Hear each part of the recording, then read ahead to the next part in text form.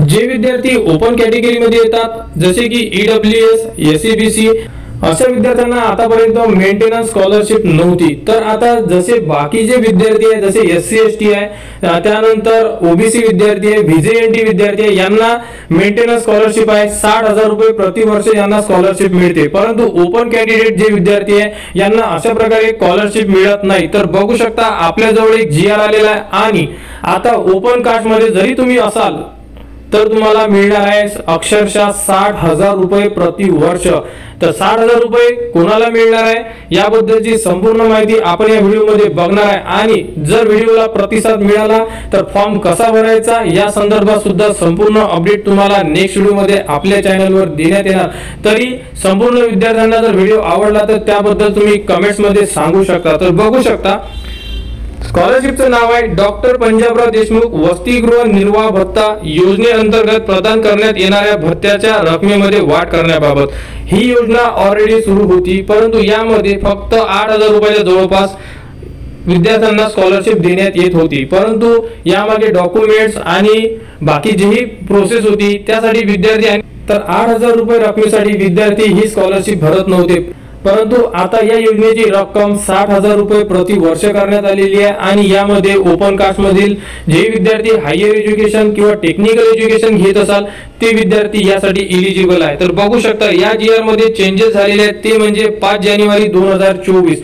तर मागच्या वर्षी भरपूर साऱ्या विद्यार्थ्यांना याबद्दलची माहिती झालेली नाही आहे, कारण की याबद्दल कोणालाही प्रॉपर जी अपडेट आहे ही मिळालेली नव्हती आणि आपण याबद्दलची माहिती दिलेली होती। पण तुम्ही संपूर्ण माहिती या दिलेली बघू शकता। फक्त आपण यामध्ये जी माहिती आहे ती प्रॉपर चेक करणार आहे। तर बघू शकता यामध्ये जे एरिया देण्यात आलेले आहे हे एरिया तुमच्या जिल्ह्यानुसार देण्यात आले। जसे की यामध्ये बघू शकता 3 भत्ते मिळणार तुम्हाला, भोजन, निवास आणि निर्वाह भत्ता।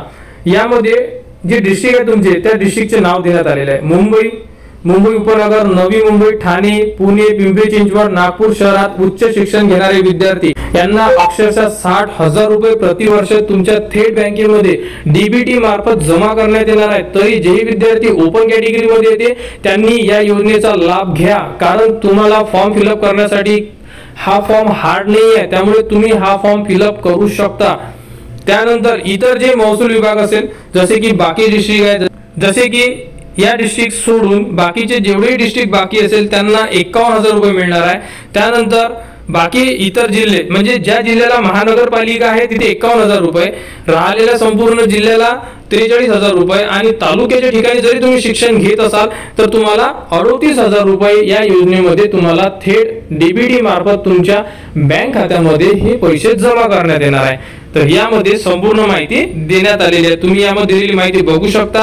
हा जो जीआर आहे तुम्हाला चॅनलवर देण्यात येणार आणि याबद्दलचं एक जे परिपत्रक आहे जे संपूर्ण कॉलेजेसला देण्यात आलेलं होतं त्याबद्दलची माहिती बघू शकता तुम्ही। तर बघू शकता यामध्ये काय म्हटलेलं आहे, विषय काय होता, डॉक्टर पंजाबराव देशमुख वसतिगृह निर्वाह भत्ता योजनेअंतर्गत प्रदान करण्यात येणाऱ्या भत्त्याच्या रकमेमध्ये वाढ करण्याबाबत। म्हणजे आपल्याला जी स्कॉलरशिप आहे ही महाडीबीटी या साईडवर भरायची आहे आणि महाडीबीटीच्या साईडला भरत असताना हे जे पत्र आहे हे महाडीबीटी या साईडला गव्हर्नमेंट कडून देण्यात आलेलं पत्र आहे आणि यामध्ये सांगण्यात आलेलं आहे की संपूर्ण जेही विद्यार्थी यामध्ये फॉर्म फिलअप करत असेल तर बघू शकता व्यावसायिक अभ्यासक्रमात शासनाच्या समक्ष प्राधिकरणामार्फत राबवण्यात येणाऱ्या केंद्रीभूत प्रवेश प्रक्रिया म्हणजे कॅप ऍडमिशन म्हणतो आपण, या योजनेमधून ज्याही कुटुंबाचे उत्पन्न 8 लाख किंवा त्यापेक्षा कमी आहे अशा आर्थिक दृष्ट्या दुर्बल घटकातील वसतिगृहात प्रवेश न मिळालेल्या विद्यार्थ्यांना भोजन, निवास व निर्वाह भत्ता डॉक्टर पंजाबराव देशमुख वसतिगृह निर्वाह भत्ता योजनेअंतर्गत शैक्षणिक वर्ष 2023-24 पासून खालील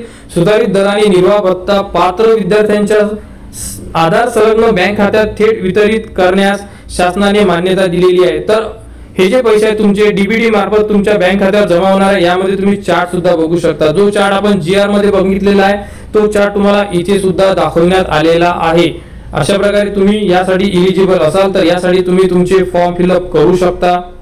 तर आता बघू शकता यामध्ये कोणते विद्यार्थी एलिजिबल असणार आहेत। तर तुम्ही जर तुमच्या सिटी मध्ये ऍडमिशन घेतलेली असेल, फॉर एक्झाम्पल तुम्ही एका XYZ सिटी मध्ये ऍडमिशन घेतलेली आहे आणि त्या सिटी मध्ये तुमचे घर असेल तर तुम्ही यासाठी एलिजिबल नाही आहे। तुम्हाला शिक्षण तुमचे सिटी सोडून अदर सिटी मध्ये जर तुम्ही शिकायला जात असेल, फॉर एक्झाम्पल एखादा नागपूरचा विद्यार्थी आहे, हा पुणेमध्ये शिकायला जात असेल, तो यासाठी इलिजिबल आहे. कारण या फॉर्म मध्ये तुम्हाला लागते रेंट ऍग्रीमेंट, म्हणजे तुम्ही ज्या ठिकाणी भाड्याने राहताय तिथले तुम्हाला 11 महिन्याचा भाडे करारनामा या फॉर्म साठी द्यावा लागतो.